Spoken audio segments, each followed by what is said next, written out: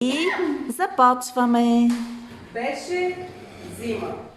Студ и скреж стоваха земята. Задуха студен вятър. Ани, Митко и Иван стояха на топло пред камината и с нетърпение очакваха дядо Коледа. Те бяха изпратили своите писма и сега се надяваха джуджетата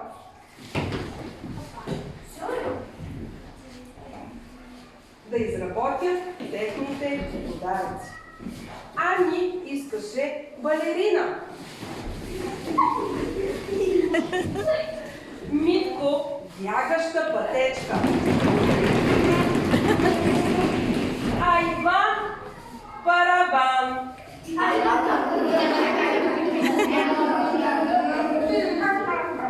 Както стояха в стаята, чуха звън.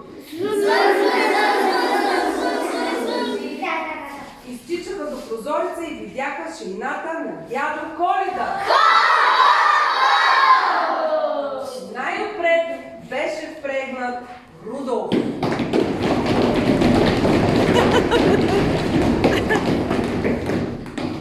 Дядо Коледа помаха.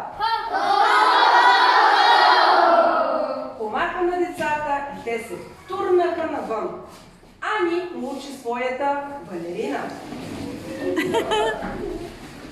Митко бягаща пътечка. А Иван барабан. Рудолф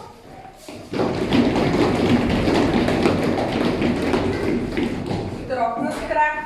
Чу се звън. И дядо Коледа потегли шината. Браво! Браво!